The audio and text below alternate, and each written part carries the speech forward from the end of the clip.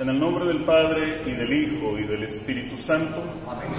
Ven, Espíritu Santo, llena los corazones de tus fieles, y enciende en ellos el fuego de tu amor. Envía, Señor, tu Espíritu Creador, y se renovará la faz de la tierra. Oh Dios, que has iluminado los corazones de tus hijos con la luz de tu Espíritu Santo, haznos dóciles a sus inspiraciones, para gustar siempre del bien y gozar de su consuelo. Te lo pedimos por Cristo nuestro Señor. Amén. Dios te salve María, llena eres de gracia, el Señor es contigo. Bendita eres entre todas las mujeres, bendito es el fruto de tu vientre, Jesús. Santa María, Madre de Dios, ruega por nosotros, pecadores, ahora y en la hora de nuestra muerte. Amén. Gloria al Padre, y al Hijo, y al Espíritu Santo. Bueno, pues ya todo está en las manos de Dios. Vamos a sentarnos y a platicar un poquito. Miren, desde que me habló el Padre y me dijo, es para diáconos, Javier, este retiro de Adviento, pensé en este personaje en el que nos vamos a llevar pues la mitad de este retiro. Vamos a empezar con la elección de los diáconos para ver por qué fue necesario que en la iglesia existiera esa figura, cuál era el plan de los apóstoles a la hora de elegirlos y cuál terminó siendo el plan de Dios. Lo importante no es lo que diga la Biblia, lo importante es lo que te diga. Entonces yo quisiera un corazón abierto de parte de todos nosotros para que entendamos la voz de Dios, entendamos la voluntad de Dios. Vamos a iniciar con el libro de los Hechos de los Apóstoles, que todos ustedes deben haber leído el capítulo 6, que es cuando se elige o se instituye la figura del diaconado en la iglesia. Dice el autor de los Hechos, que es Lucas, que por aquellos días, al multiplicarse los discípulos, primer punto para meditar, había una multiplicación de discípulos. Hubo quejas de los helenistas contra los hebreos, porque sus viudas eran desatendidas en la asistencia cotidiana. Aquí encontramos una situación de iglesia. Empieza a haber dos grupos, cristianos de primera y cristianos de segunda. Obviamente los de casa, que eran los de origen hebreo, se sentían los cristianos de primera, y a los que Lucas llama helenistas son aquellos cristianos que venían de la gentilidad. Los judíos se referían al resto de los pueblos como las gentes, o sea, no eran judíos, no eran el pueblo de Abraham, y empezaban a considerar los cristianos de segunda. Y entonces, a la hora de atender a sus viudas, que fue una de las primeras obligaciones que la iglesia tomó a cabo, pues había preferencia. ¿Para quién creen ustedes? Pues para los de casa, ¿no? A ver, tomen nota de eso. Los judíos tenían preferencia por los propios judíos, o los hebreos tenían preferencia por los propios judíos. ¿Cómo podemos traducir esto en nuestros días? ¿Cómo? A ver, alguien que me diga, ¿en qué sentido podríamos decir que estuviéramos cayendo en la misma acción que tenían los cristianos de origen hebreo? Tener preferencia por los de mi comunidad. Esa es una, ¿no? No, pues es que dice por ahí Pedro en la carta a los Corintios, yo he sabido que algunos dicen yo soy de Pedro, yo soy de Pablo, yo soy de Apolo. Apolo, ni apóstol era, ya tenía su propio partido. No, somos de Cristo, no somos los de Fátima, los de Cristo Rey, los del Sagrado Corazón, somos la iglesia. ¿Venga de dónde? De donde venga. Otro lugar en donde de repente vemos que hay cierta preferencia es en la misma comunidad. Entonces, si yo soy de Renovación, pues tengo preferencia por los de Renovación. Si yo soy de Cursillos de Cristiandad, tengo preferencia por los de Cursillos de Cristiandad. O si yo soy de Pastoral Juvenil, no, pues le doy preferencia a los jóvenes. y empezamos a marcar divisiones. Nótese que estos problemas en la iglesia no son de hoy, son desde siempre. Y hay otro grupo que de repente viene y a todos nos causa escozor, hasta comezón nos da y nos sale urticaria cuando tenemos una boda, unos 15 años o unos bautizos. Y vienen unos hermanos que son cristianos, son bautizados, pero no los consideramos de casa. Vienen con un escote pronunciado las muchachas, o con la minifalda que se les ve la mitad de la pompi. No saben comportarse durante el acto litúrgico, no le dan respeto al templo, y entonces también nosotros empezamos a considerar que ellos no son de los nuestros. Versículo 2. Los 12, sí sabemos quiénes eran los 12, ¿verdad? O sea, los apóstoles. Los 12 convocaron, qué poco participativos, contesten. Los 12 convocaron a la asamblea de los discípulos y dijeron: no está bien que abandonemos la palabra de Dios por servir a las mesas. Aquí los apóstoles se dan cuenta de algo. Nos están pidiendo que hagamos pastoral social, pero para los apóstoles hay algo más urgente e importante, que es la palabra de Dios. Por tanto, hermanos, buscad de entre vosotros a 7 hombres. Muy curioso que hayan escogido, siendo 12, que en la Escritura representa el número organizacional del pueblo de Dios, que hayan pedido que se eligiera a 7, que es el número en la Escritura que representa la plenitud. Y entonces, ¿qué está diciendo? Nosotros somos la organización, pero hay quienes nos van a ayudar a lograr la plenitud como pueblo de Dios. Y pidieron unas características para estos 7. Hombres de buena fama. Número 1, pidieron que fueran hombres de buena fama. No pidió hombres buenos, pidieron hombres de buena fama, llenos de espíritu. Siguiente característica de los que iban a ser elegidos para este servicio: llenos de espíritu. Y la tercera, y de saber. Pide 3 cosas: buena fama, llenura de espíritu. Obviamente se está refiriendo al Espíritu Santo. Buena fama, llenura de espíritu, y la tercera, llenos también de saber. De saber. Y esto creo que es un mal de la iglesia en nuestros tiempos, el desprecio que los tanto laicos como clero tenemos hacia la formación. Cuando los apóstoles eligieron gente llena de saber.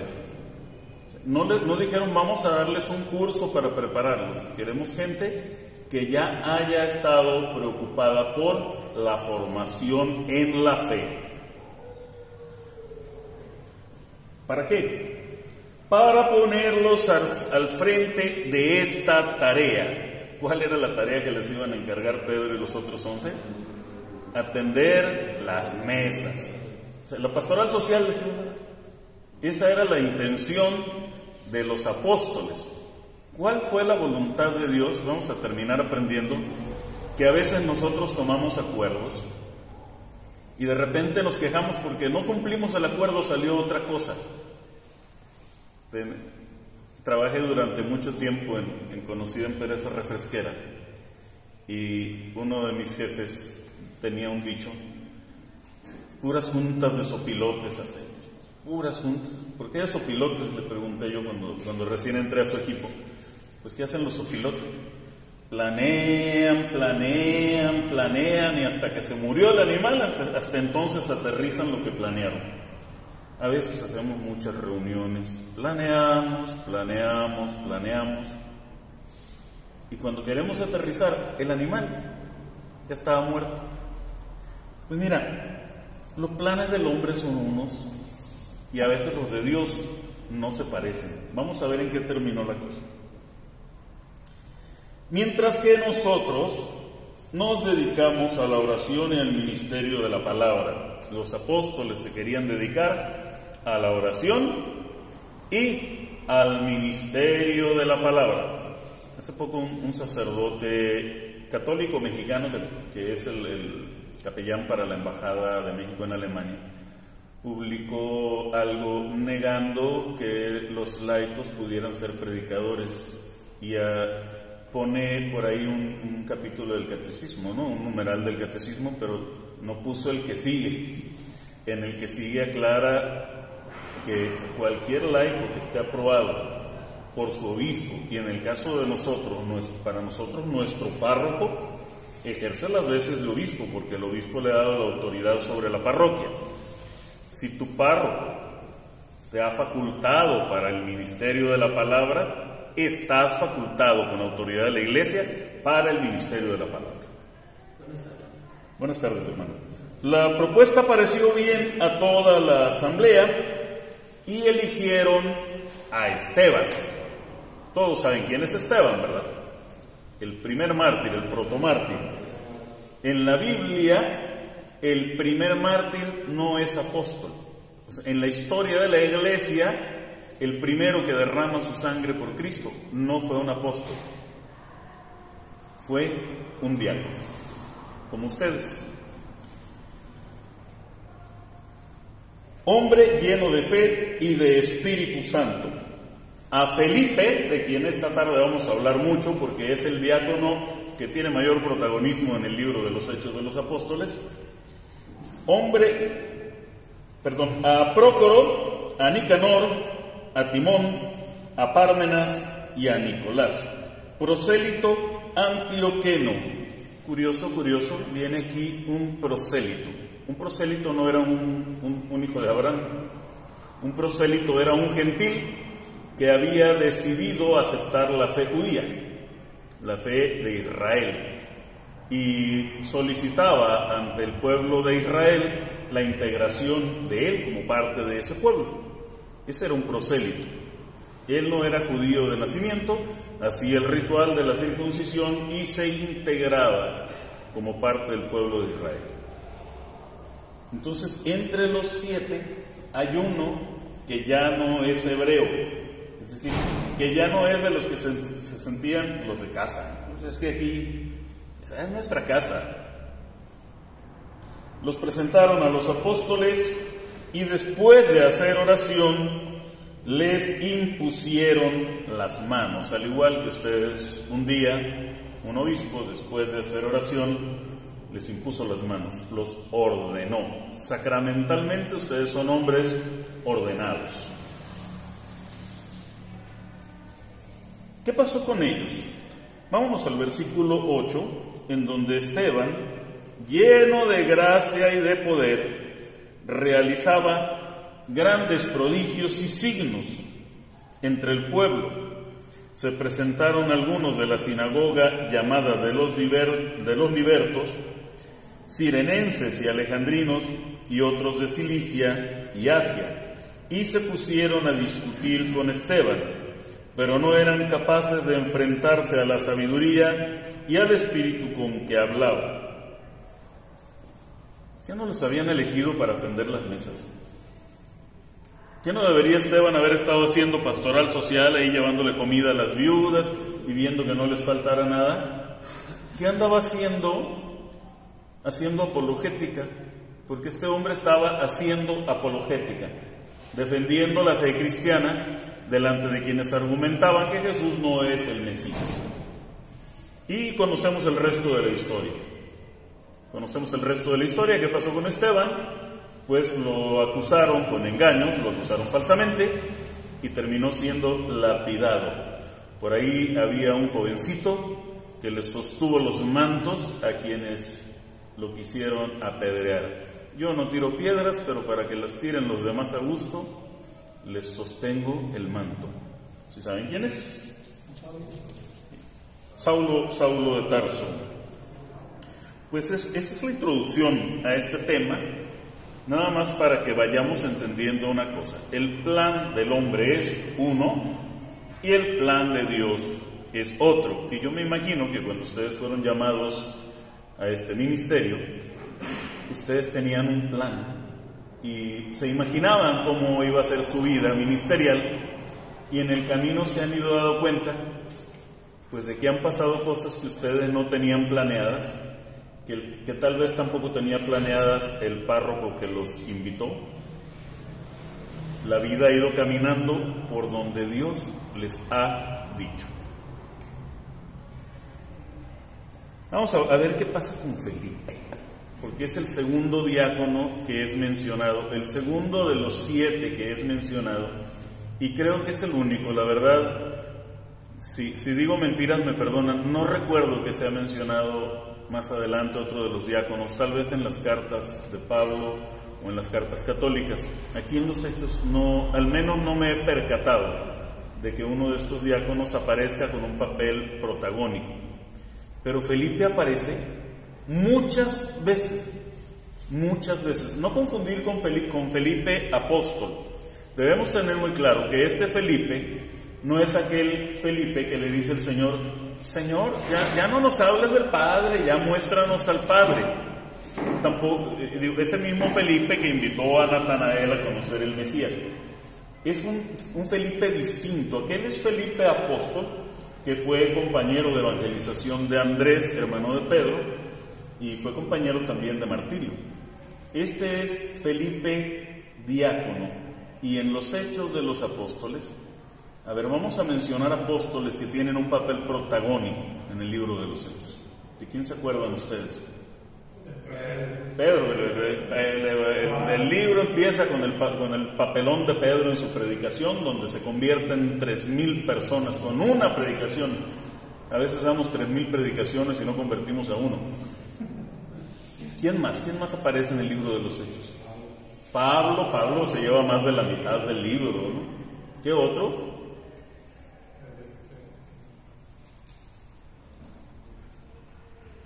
¿Así, Pablo? Bueno, Bartolomé sale también. Bartolomé, pareja de Pablo, un apóstol posterior, apóstol de la gentilidad también. Pero de los 12 originales, ¿quién aparece? ¿Con quién? A ver, ¿quiénes fueron azotados después de una predicación de Pedro? ¿Quién iba con él? Les dieron unos barejonazos ahí y se fueron bien contentos porque se habían sentido dignos de verse. San Juan, apóstol. Juan tiene un papel protagónico en el libro de los Hechos de los Apóstoles. Santiago aparece algunas veces porque Santiago, cuando Pedro se va a Antioquía, queda él a cargo de la iglesia de Jerusalén, el obispo de Jerusalén. Entonces ya no es Pedro, es Santiago. ¿Y qué otro? No, en los Hechos no. Ni Judas, ni Tomás, ni Natanael, Bartolomé llamado Natanael, ni Simón Celotas. Son mencionados los 12 como grupo, pero con un papel protagónico. Esos que acabamos de mencionar son todos, a menos que se me haya olvidado alguno que de repente aparezca por ahí. Pero no hay un papel protagónico de muchos apóstoles. Hay un papel protagónico de algunos. En cambio, este Felipe va a aparecer varias veces en el libro de los Hechos. La primera es en el capítulo 8, versículos del 4 al 8. Los que se habían dispersado fueron por todas partes anunciando la buena nueva de la palabra. Primero vamos a hablar el contexto. Habían apedreado a Esteban y Esteban había muerto, y entonces muchos cristianos entendieron la señal de Dios y se fueron de Jerusalén. ¿Se acuerdan que Jesús les dijo: cuando empiecen a suceder estas cosas, váyanse a las montañas? Ellos entendieron y se dispersaron. Felipe bajó a una ciudad de Samaria y se puso a predicarles a Cristo. ¿Para qué había sido elegido Felipe? Para atender a las mesas. La intención de los apóstoles a la hora de hacer la elección y la aceptación de Felipe era atender a las viudas para que los apóstoles se dedicaran a predicar. Este hombre se va a Samaria y el Espíritu le dice: no, Señor, usted aquí en Samaria también va a evangelizar. ¿Y qué proclamaba? Se puso a predicarles a Cristo. A ver, lo voy a repetir porque en muy pocas meditaciones de la palabra, que aquí no tenemos diácono, así no puedo decirles. El diácono de aquí de nosotros no menciona a Cristo, pero sí tenemos ministros que a veces, cuando no está el sacerdote, pues da su meditación del Evangelio. Y pocas veces se animan a hablar de Cristo y de su doctrina. ¿Qué predicaba Felipe? Les predicaba a Cristo. Lo curioso es a quién se los predicaba, porque resulta que nosotros como que agarramos una zona de confort y armamos un corralito. Entonces decimos: yo de aquí no me muevo. ¿Por qué? Porque esta es la gente que me trata bien, la gente que me acepta, la que le caigo bien, los que me caen bien, y de ahí no me muevo. Felipe no le sacó el bulto. ¿A dónde se fue? A Samaria.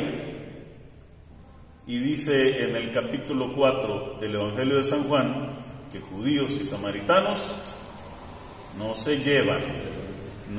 Recuerden el diálogo de la mujer samaritana, de la cual no conocemos el nombre, con Jesús en el pozo de Jacob.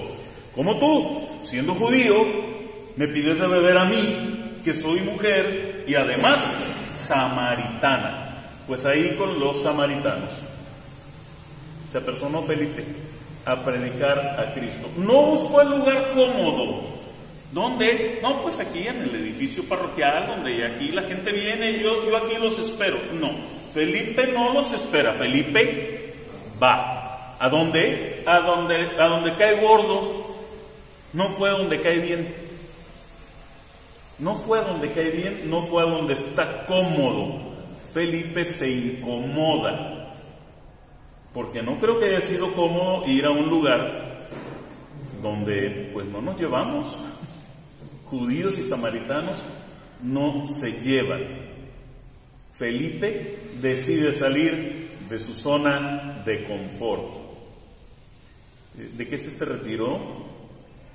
De Adviento. ¿Qué es el Adviento? ¿Cómo inicia su predicación Juan Bautista? Preparad los caminos del Señor, para que el que tenga comodidad en el camino sea Él. Para que venga tranquilo, nosotros tenemos que preparar el camino del Señor.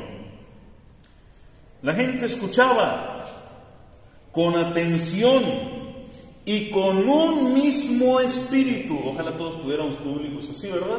Que nos escuchan con atención y todos con un mismo espíritu. ¿Quieren saber cómo hacerle?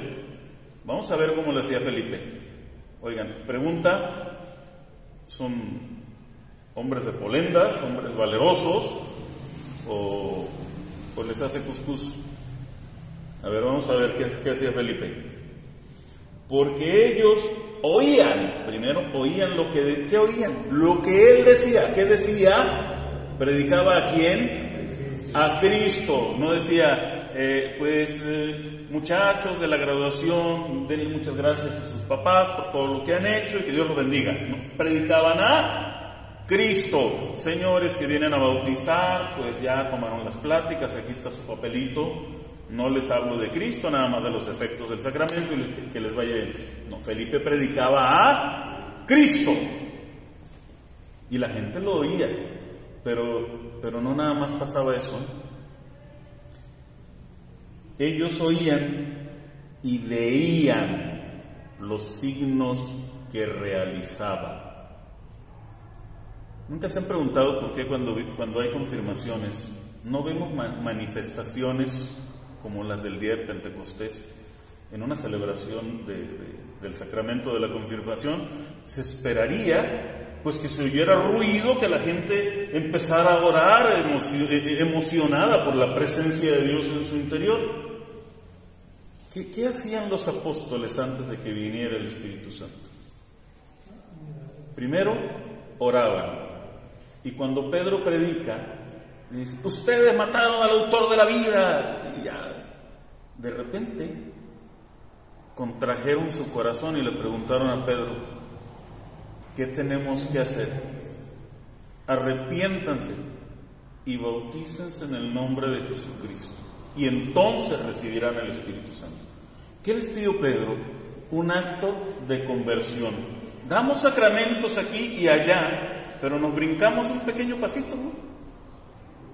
Yo pregunto, de esos que vemos que van a recibir un sacramento, ¿cuántos han hecho un acto de conversión?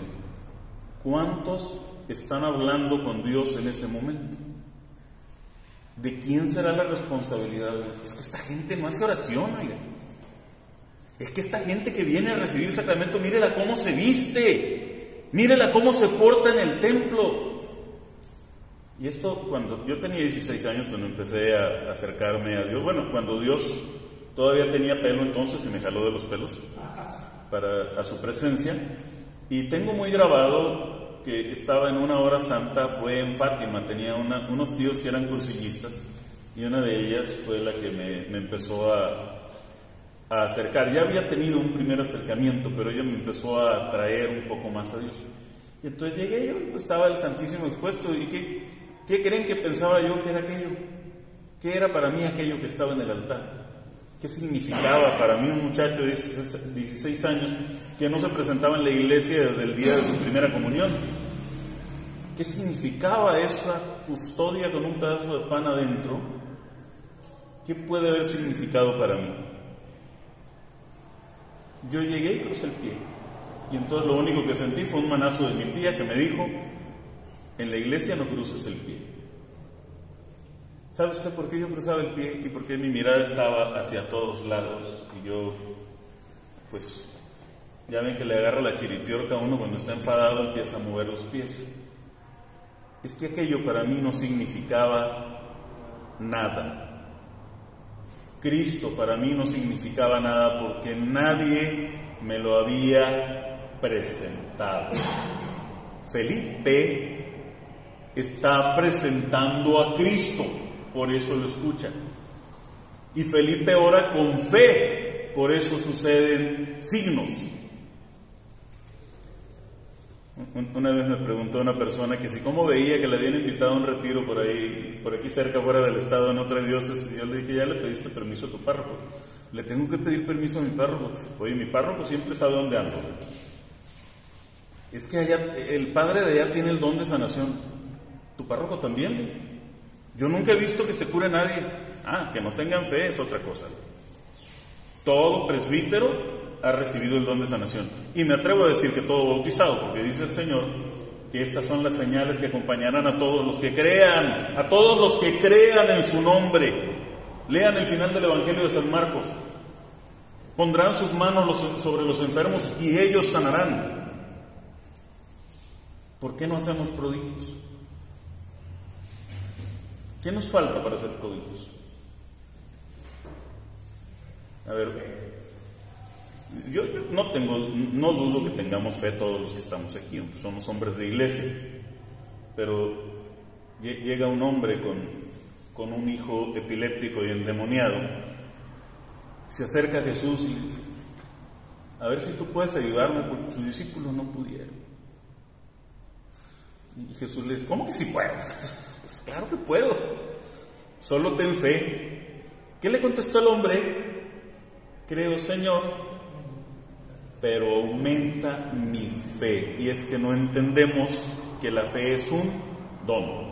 La fe no sale de nosotros. La fe es un don teologal, es decir, nos viene del mismo Dios. Por eso se llama teologal, porque viene del teos, de Dios hacia nosotros. ¿Usted tiene fe? Yo tengo fe. Yo le pido al Señor, ojalá me concediera la fe suficiente para ver más prodigios, para ver cómo los demonios se rinden en el nombre de Jesús, para ver cómo los enfermos sanan en el nombre de Jesús, pero sobre todo, y lo más importante, para ver cómo los corazones se convierten ante la predicación de Cristo. ¿Qué tenemos como meta cuando vamos a trabajar para Dios? ¿Qué llevamos como meta? ¿A qué vamos? ¿A cumplir? Pues ni que fuera Hacienda, ¿no? Aquí vengo a pagar el predial. No vengo a pagarle un impuesto a Dios, no vengo a cumplirle un compromiso. Lo que quiero es dar frutos. Aquí enfrente hay un arbolón de mango. Para el año que entra va a estar cayéndose de mangos. Yo no me imagino ese mango pensando, oye, ya viene el verano, ahí voy a dar unos 4 manguitos, ya con eso. Viven 5 en esta casa, con 5 que les dé, yo ya cumplí. ¿Cuál es el objetivo de ese árbol? Dar todo el fruto que él pueda. Todo el fruto que él pueda. ¿Y cuál es el fruto que nos va a pedir el Señor cuando vayamos y nos pregunte por los talentos que nos dio? Sí, yo creo que todos conocen la parábola de los talentos, en donde un hombre se condenó. ¿Por qué se condenó? No robó nada, el talento que le dieron lo regresó así como estaba, íntegro. ¿Por qué se condenó? No, o sea, se condenó por flojo, no llevó fruto. Por miedo, además tenía miedo, era flojo y miedoso. Tenía un miedo humano. Hay gente que prefiere no hacer cosas por miedo al fracaso. Pero hay que entender algo. A lo que hay que tenerle miedo es al fracaso, no al éxito. Y cuando no hacemos las cosas, es imposible que tengamos éxito en una meta. Si lo haces, puede ser que fracases. ¿Qué sigue? Pues volverlo a intentar, o intentar una manera nueva de hacerlo. Pero si me echo la cola al hombro, si nada más estoy cumpliendo, pues nunca voy a alcanzar mis metas. Entonces, nunca voy a entregarle a Dios ese fruto. Versículo 7. Y es que de muchos posesos salían los espíritus inmundos dando grandes voces, y muchos paralíticos y cojos quedaron curados. Hubo una gran alegría en aquella ciudad. ¿En qué pocos versículos nos habla Felipe de su ministerio? Felipe no es apóstol, Felipe es diácono. Y él no está pensando, pues es que esto lo debería de hacer Pedro y Juan, ¿no? A ellos les corresponde. Pues es que estaba muy a gusto allá en Jerusalén. Felipe va a dar fruto, el fruto que Dios exige. Cuando estaba yo bien chamaco, cuando vinieron unas personas de Culiacán a darnos un retiro ahí en Fátima, y dice la señora, pelaba unos ojotes, todavía vive la Lulú, su esposo nos dio el retiro, dice, antes de iniciar el retiro ella dio una introducción, una presentación, y nos decía Lulú, y es que Cristo no te pide mucho. Cristo no te pide mucho. Y nos repitió como 4 o 5 veces, Cristo no te pide mucho. Cristo te lo pide todo. Entonces, ¿qué cantidad de fruto, qué cantidad de evangelizados le vamos a traer al Señor? ¿Y de dónde se los vamos a traer? ¿Vamos a estar evangelizando siempre a los que ya están evangelizados, a los que ya están en la parroquia? O sea, esos que vienen a celebrar 15 años no serán materia como para mencionar a Cristo, para presentarles a Cristo en su corazón. Esos que vienen a pláticas presacramentales, hablemos en técnicos mercadológicos, no serán un mercado cautivo como para que de repente proclamar la buena noticia de la salvación. Esos que vienen a bautizar, yo siempre he estado en contra, perdón porque sé que en todas las parroquias lo hacen, en la mía también, de que las pláticas presacramentales se den 1 hora antes del sacramento, ¿no? Y aquí están con el niño en los brazos, el niño llorando. ¿Y qué entendieron de lo que se les dijo? Pues nada, ¿no? Lástima que les damos el papelito sin hacerles un examen. Pero más importante que eso, nunca los llevamos a Dios. Es decir, nunca entramos en un clima de oración, en una plática presacramental, para que tengan un encuentro con Cristo, que es nuestra razón de ser. Si somos cristianos, nuestra razón de ser es Cristo. No hay otra. Pues ojalá aprendamos eso de Felipe. Vamos a continuar con Felipe más adelantito, en el mismo capítulo 8, en el versículo 26. Dice que un ángel del Señor habló así a Felipe. Nota, un ángel del Señor habló así a Felipe. Felipe era rico en dones y carismas. Tenía locuciones personales. Yo le tenía mucho respeto a una predicadora de Guadalajara, y de repente me llega un video de ella y dice: ay, hermano, yo nunca le he dicho esto a nadie, pero a mí Dios me habla en lo personal y me dio un mensaje para ustedes. Ya chafeó mi hermana como predicador. Felipe no fue a decirle a los demás. No fue con los mismos samaritanos a decirles: ¿sabes qué? Dios me dio un mensaje para todos ustedes. Si hacemos una evaluación de las alocuciones personales, que simplemente el catecismo de la Iglesia Católica nos enseña que son personales, y nadie está obligado a creerlos, pero hay que ver cuál es el proceso para que una locución personal se haga pública. Bernadette de Subirá, en Lourdes, se le aparece la Virgen y no le dice la Virgen: ve y dile a todo el pueblo que aquí estoy, que vengan a verme. ¿Qué le dice la Virgen? Ve con tu párroco. Antes ya se le había aparecido a Juan Diego aquí en el Tepeyac, y no le dice: ve y dile a todos tus hermanos de raza que aquí estoy yo, la Madre de Dios. Lo manda con él obispo.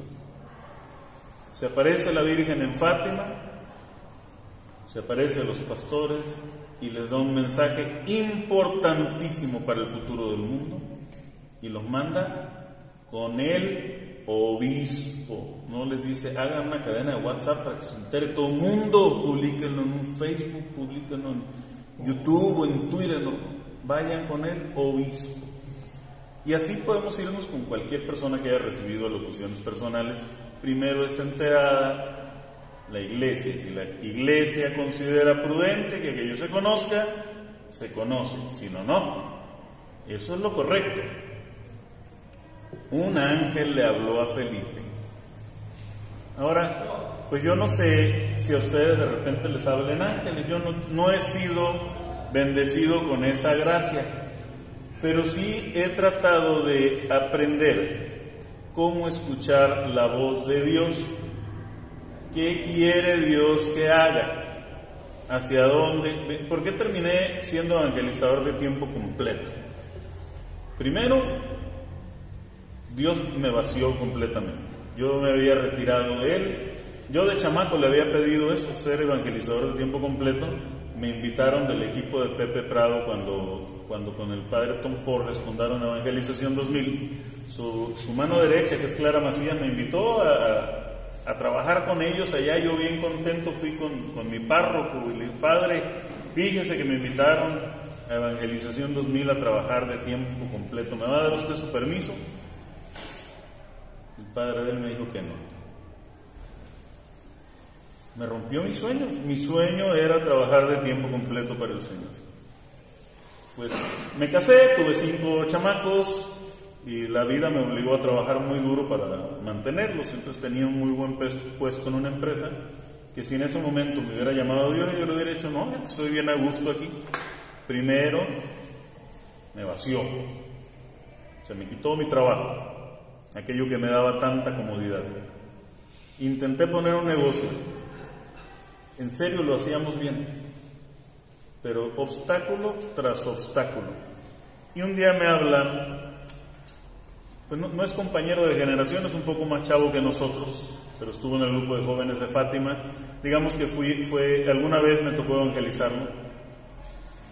Y me dice: Javier, me pidieron un retiro en el Fuerte para vigilia de Pentecostés. ¿No quieres ir a predicarme? Yo llevo mi guitarra y yo canto y tú predicas. Sí, ¿cómo no? Le dije. No acostumbro decirle a Dios que no. Para esto ya había empezado a predicar otra vez. Me habían invitado del movimiento Arcoíris de Vida Cristiana algunas veces. Ya me había confesado, ya estaba en gracia. Y en el camino me pregunté: ¿cómo te ha ido con tu negocio? Bien mal, le dije. Parece que Dios no quiere que me vaya bien. Lo hago por aquí y me pone este obstáculo. Lo hago por acá y me pone este obstáculo. Lo hago por acá y me pone este obstáculo. No te querrá de tiempo completo para Él. Yo ya no sé qué es lo que quiere. Y un día recibí una llamada de una persona que me dice: hermano, me dieron su teléfono y me dijeron que usted podía darnos un retiro. Vamos a tener un retiro de las catequistas de Nuestra Señora de Lourdes y quiero que usted nos apoye. ¿Puede? Y le dije que sí, y ya se presentó bien. Bueno, entonces le digo quién soy. Se llama Rita Martínez, la considero mi hermana, y me dice: soy evangelizadora de tiempo completo. ¿Usted a qué se dedica aparte de esto? Pues vendo tacos. Es que nosotros somos un apostolado que hemos dedicado nuestra vida como laicos al servicio del Señor. Si usted está interesado, lo invito a conocerlo. Y pues tengo 3 años ahí, y ahora pues con una responsabilidad más, que es... estoy acreditado como formador de la Escuela de la Fe, que es parte del mismo movimiento, pero un apostolado distinto. Si no hubiera escuchado la voz de Dios, si yo no hubiera aprendido a escuchar la voz de Dios, porque no hubo un ángel que fuera a decirme: Javier, dedícate de tiempo completo al Señor, así como estoy seguro que es muy probable que a ninguno de ustedes haya llegado un ángel y les haya dicho al oído: Gregorio, quiero que seas diácono.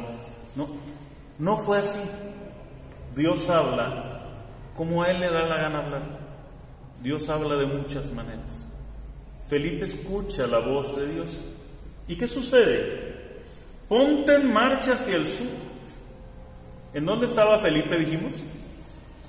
En Samaria. Sí conocen más o menos el mapa de Israel, ¿no? Está la región de Judea, que está en el sur, está la región de Samaria, que está en el centro, y la región de Galilea, que está en el norte.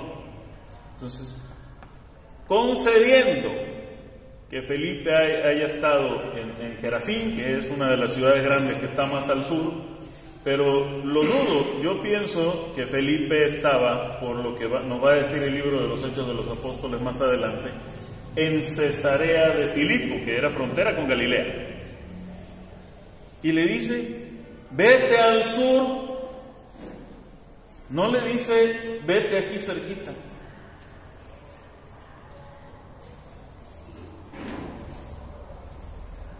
Por el camino que baja de Jerusalén a Gaza, atravesando la estepa.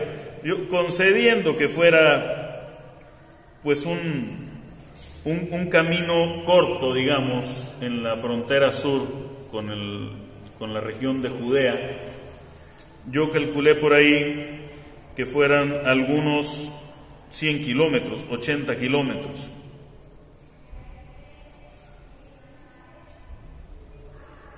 Pero como les digo, más adelante el libro de los Hechos nos dice que Felipe tenía casa en Cesarea de Filipo, en la costa del mar Mediterráneo, frontera con la región de Galilea. Entonces, muy probablemente se disparó unos 200 kilómetros.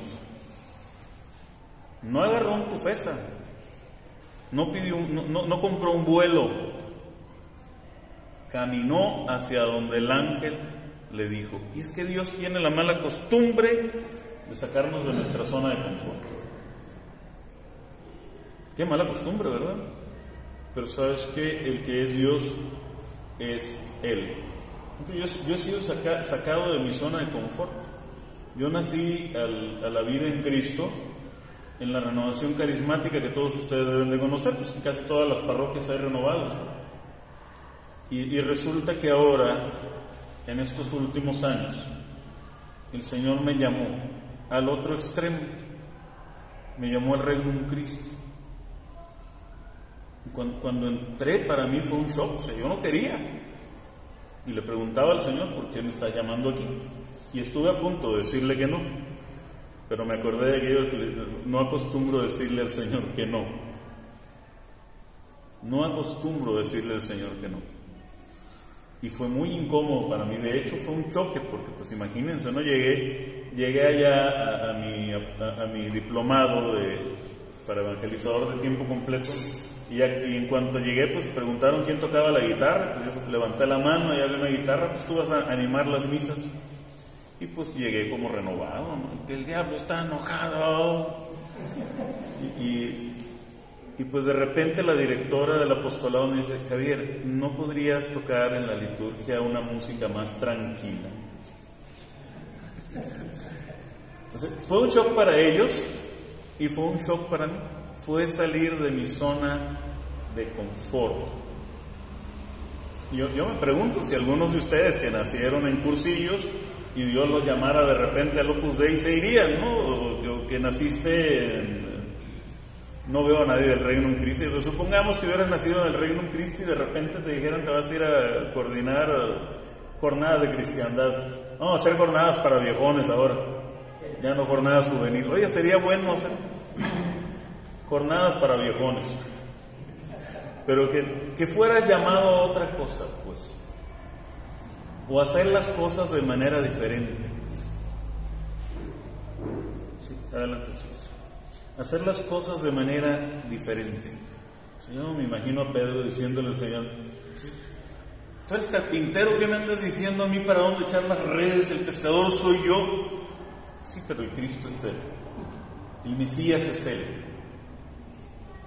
¿Qué pasó con Felipe? Felipe se avió y partió. Por el camino vio a un etíope eunuco, alto funcionario de Candace, reina de los etíopes, que estaba a cargo de todos sus tesoros y que había venido a adorar en Jerusalén. Tenemos que analizar un poco la figura de este hombre, del etíope. ¿Cómo nos lo podemos imaginar? Me lo tengo que imaginar negro. En la región de Etiopía la gente es de raza negra. Era eunuco. Espero que todos sepan lo que es un eunuco. En alguna Pascua una muchachita me preguntó: ¿qué es un eunuco, Javier? Y los jóvenes me gritaban: no le digas, Javier, por favor, no le digas. Por si hay alguna duda, un eunuco es un hombre que es castrado. Y en este caso, a los que vivían en la casa real y tenían trato con las mujeres de la familia real, pues se les castraba por precaución, para que no tuvieran la tentación de enamorar a la reina o a la princesa. Aquí no había rey, era una reina. El rey era un rey consorte, como es ahorita en Inglaterra. Ya ven que es la reina y el príncipe consorte. El rey era nada más pues un objeto decorativo. Y ahí la que mandaba era la reina, que Candace no es un nombre propio. O sea, no podemos decir, la reina se llamaba Candace, no, era el título que tenía la reina de ese lugar, de ese reino, pues que no era un país propiamente dicho, era una región en lo que hoy conocemos como Etiopía. Además era rico, estaba a cargo de todos los tesoros del reino, era el secretario de Hacienda, pues. Era el que manejaba los billetes de la reina, era un hombre de todas las confianzas de la reina. Y como en la mayoría de los reinos históricos, las gobernantes de esa región se hacían llamar deidades, es decir, se les rendía culto de adoración, como en algún momento se le rindió culto de adoración a los emperadores de Roma o a los faraones de Egipto. El poder marea tanto que puede llegar a creerte que eres Dios. Y este hombre pues debe haber tenido que arrodillarse delante de aquella mujer. Sin embargo, había una inquietud en su corazón. Se dice que, a diferencia de las demás religiones, la religión de Abraham, el Dios de Abraham, en todas las religiones es el hombre buscando a Dios. En cambio, el Dios de Abraham, que son la religión judeocristiana más el Islam, es Dios que sale en busca del hombre. Pues este hombre no era parte del pueblo de Israel, él no había sido llamado, él se acercó a Dios. ¿Pero cómo se acercó? Si quienes han leído el Levítico entenderán esto. Ese hombre no podía entrar ni al atrio de los gentiles. No era israelita. Si no eras israelita podías entrar al atrio de los gentiles. Pero este hombre tenía una mutilación física, y dice el libro del Levítico que los mutilados no entran al templo. Los mutilados no se acercan a la tienda del encuentro, no pueden estar cerca del arca de la alianza.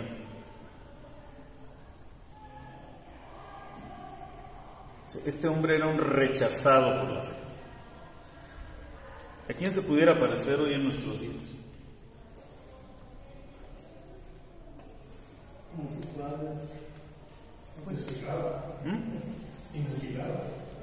Aparte.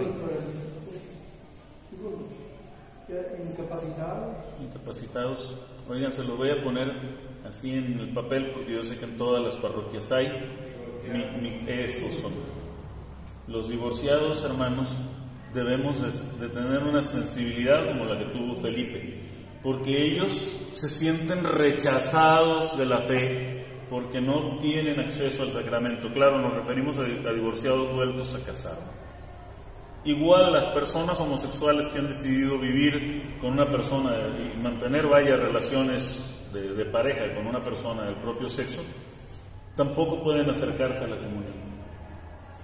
Todo aquel que tiene un impedimento para acercarse a la comunión está en el mismo caso que estaba este hombre. Y en serio que yo conozco muchísimos que ansían la comunión. Mi compañera de coro, cada que está cerca del Santísimo Sacramento, se suelta llorando. Tuvimos un retiro de catequistas hace unos meses y pues en mi carro me tocó que fuera el ministro que nos iba a poner la custodia ahí para adoración. Y pues ella iba con nosotros, y cuando se dio cuenta que iba el Señor, se soltó llorando. Tenía una alumna allá en Juan José Ríos que estaba en esta situación. Yo no entendí nunca por qué los sacerdotes no quisieron hacer un matrimonio mixto ahí, porque el esposo es ateo, pues. Pero ella quería recibir el sacramento y él no estaba negado a casarse. Lo que pasa es que pues no podía comulgar él y nunca entendí por qué no los casaron. Pero le dio cáncer. Y entonces cuando le dio cáncer empezaron a vivir como hermanos. Y se recuperaron y como ya están grandes, pues siguieron viviendo como hermanos. Entonces, con permiso del obispo, el sacerdote ya le concede a ella dar la comunión. Y usted no sabe, con el gozo que se acercó a decirme un día: Javier, ya sé que vas a empezar tu clase, pero lo que te tengo que decir, te lo tengo que decir urgentemente. Ya estoy facultada para comulgar. Ya comulgué con lágrimas en los ojos. Me abrazó, la abracé, sentí un gozo tremendo por una persona que, como este eunuco, se sentía rechazado. Y así, ustedes deben de tener casos en su parroquia. Mis vecinos de enfrente, 33 años casados, el hombre era un comecuras, pero comecuras tremendo. Hicimos un grupo de oración en mi casa y la señora empezó a ir, y entonces empezamos a hacer labor hasta que dijo: pues yo sí me quiero casar. Pues dile al hombre a ver si quiere. Aquí lo pueden ver todos los domingos en misa de 7 de la mañana, comulgando los dos. Ese es un caso. Ustedes ya en su vida, en su ministerio, van a poder ir identificando quién tiene una vida como la de este hombre eunuco. Este negro barrigón por su castración, rico. ¿Por qué sé que era rico? Bueno, aparte de que era tesorero, nótese usted qué iba haciendo. En aquel momento regresaba sentado en su carro, leyendo al profeta Isaías. Para empezar, sabía leer. Y sabía leer hebreo. Era políglota. Y segundo, pues tener un libro. ¿Saben ustedes por qué en México se lee tampoco? No es que a la gente no le guste. Bueno, sí hay muchos que no les gusta leer, pero la verdad muchos tienen el gusto por la lectura, pero no tienen dinero para comprar libros. Pues un libro en aquel entonces, que era un rollo, un pergamino que era copiado a mano, era costosísimo. Y aquel hombre había comprado el libro del profeta Isaías. El Espíritu dijo a Felipe: acércate y ponte junto a ese carro. Felipe corrió hasta él y le oyó leer al profeta Isaías. Le preguntó: ¿entiendes lo que vas leyendo? Se acerca, no lo llama, no lo invita, él va y se acerca con una intención: explicar la palabra de Dios. Yo tengo un curso que se llama Esdras, y se me ocurrió ponerle Esdras por aquel pasaje cuando reconstruyen la muralla de Jerusalén, en donde Esdras lee la palabra de Dios. Después de 40 años que no había sido leída la ley a los judíos, les lee la palabra de Dios, y él y los levitas se dedican a explicársela al pueblo, y entonces el pueblo lloraba porque entendían el sentido de lo que ahí estaba escrito, dice la Biblia. No es que a la gente no le guste la Biblia, oiga, es que no la entiende. ¿Entiendes lo que vas leyendo? ¿Cómo lo puedo entender si nadie me guía en la lectura? ¿Cómo lo puedo entender si nadie me guía en la lectura? El etíope rogó a Felipe que subiese y se sentase con él. Este hombre de verdad quería conocer a Dios. El pasaje de la Escritura que iba leyendo era este: fue llevado como una abeja al matadero, y como cordero mudo delante del que lo trasquila, así él no abre la boca. En su humillación le fue negada la justicia. ¿Quién podrá contar su descendencia? Porque su vida fue arrancada de la tierra. Iba leyendo el pasaje del siervo de Yahvé. El eunuco preguntó a Felipe: te ruego que me digas de quién dice esto el profeta, ¿de sí mismo o de otro? Felipe entonces tomó la palabra y, partiendo de este texto de la Escritura, fíjense cómo se predica, hermanos, partiendo de un texto de la Escritura. No dijo Felipe un rollo y luego le sacó un versículo, mira, para que veas que la Biblia sí dice lo que yo digo. No. Partiendo de la palabra de Dios, partiendo de este texto, se puso a anunciarle la buena nueva de Jesús. Felipe lo tenía muy claro. Su propósito en la vida es anunciar la buena nueva de Jesús. Oye, pero ¿cómo hacen una nueva que ahí está un siervo que llevan al matadero, un cordero que lo van a matar y no va a tener descendencia, pero luego no va a haber cómo contarla?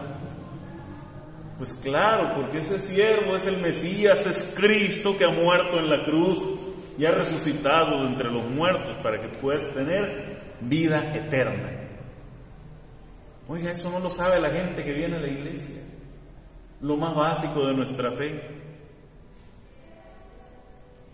Están más preocupados de cuál novena será la más efectiva, de si la oración que viene en la estampita le irá a dar resultado para sacarse la lotería.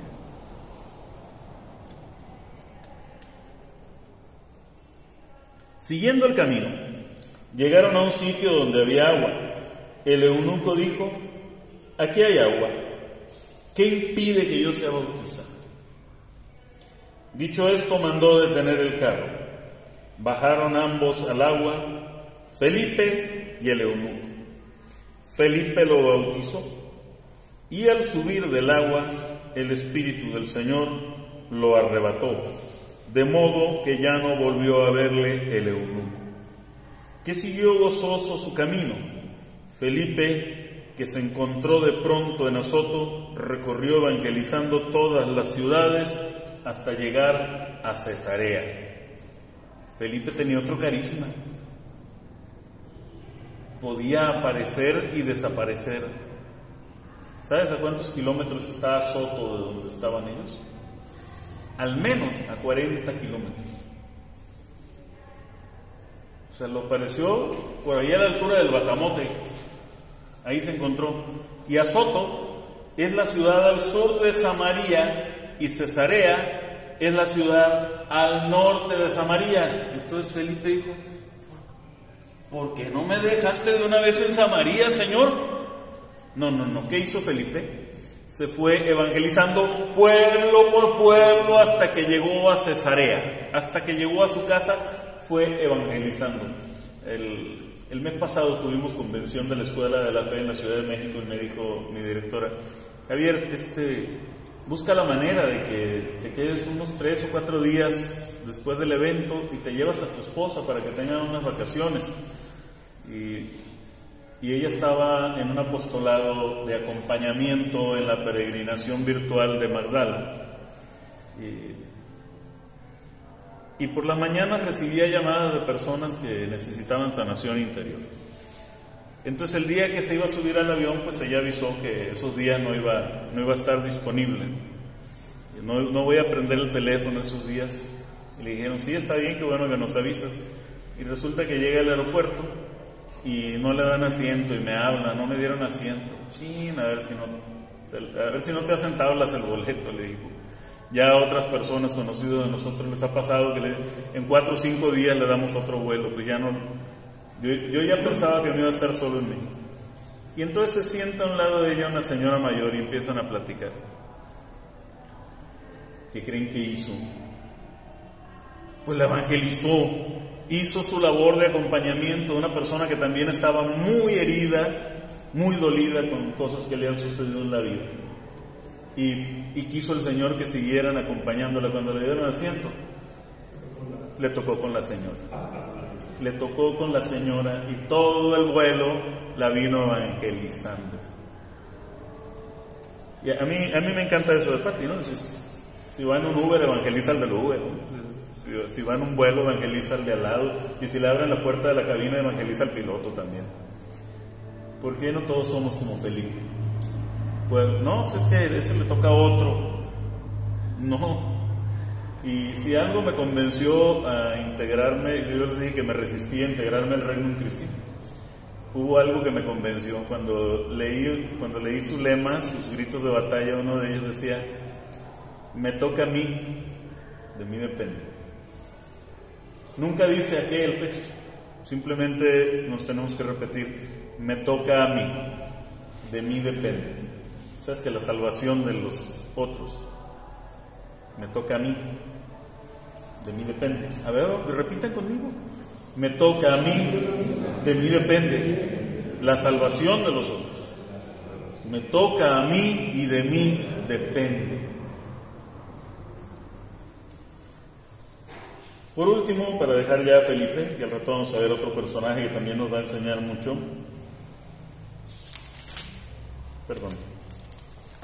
En el capítulo 21, versículos del 8 al 9, ya estamos en tiempos de San Pablo.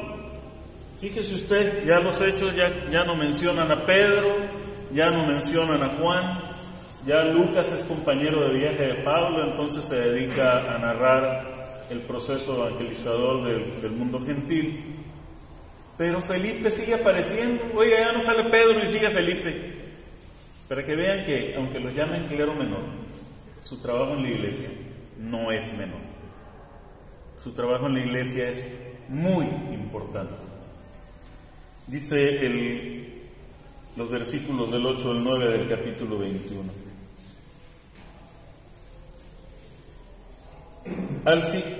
Al siguiente salimos hacia Cesarea. Está narrando Lucas que venía con Pablo. Salimos hacia Cesarea. Una vez allí entramos en casa de Felipe el evangelista. Fíjese, ya no le dice el diácono, es el evangelizador. Ya no lo conocen como el diácono, es el que anuncia a Cristo, es el que lleva el evangelio a todos lados. No nos importa si es diácono, presbítero, laico, monja, lo que sea. Es el que anuncia el evangelio. Llegamos a casa de Felipe el evangelista. ¿Para qué habían elegido a Felipe? Para atender a las viudas. Él aceptó pensando, voy a quedar mi vida a atender a las viudas. Así me voy a santificar. Terminó siendo llamado por San Lucas Felipe el evangelista, que era uno de los 7, y nos hospedamos en su casa. El buen evangelista recibe la iglesia en su casa. No viene a la iglesia. La iglesia es su casa, y su casa es iglesia. Y de eso también les quiero hablar, porque alguna vez cuando recién me integré al grupo de señores del Reino Christi de aquí, pues tocó un evangelio y empezaron a tratar mucho el tema de los hijos. Y como yo fui el último en llegar, porque pues tengo apostolado también y llegué tarde, cuando ya me tocó mi participación en el comentario del evangelio del domingo, que es una de las prácticas de nuestro movimiento, pues me tocó complementar lo que ellos habían hablado acerca de la familia, ¿no? Y del liderazgo que debemos de tener en la familia. Y dije una frase que de verdad les impactó. Es que usted tiene que entender, oiga, que usted es el jefe de su iglesia doméstica. El jefe de la iglesia que habita en su casa es usted, señor varón bautizado. No es su señora, es usted. Felipe era el jefe de la iglesia doméstica. Felipe era el sacerdote de su casa. Fíjese bien lo que dice San Lucas en su narración. Tenía Felipe 4 hijas vírgenes que profetizaban. Felipe llevaba el evangelio por todos lados, pero empezaba por casa, al grado que sus hijas eran consagradas y además tenían el don de profecía. Felipe empezó su trabajo de evangelización con su familia. Y pues pedimos la intercesión de San Felipe diácono por todos ustedes, por su labor evangelizadora y por su labor litúrgica, que también debe ser evangelizadora. No hemos terminado este retiro, estamos terminando este tema. Van a tener un descanso, un break, donde van a poder pues acercarse ahí a la mesa, ir al sanitario o ir a pararse unos 10 minutos ahí con el Señor. Yo los espero aquí en 15 minutos. Es ahorita les digo la hora.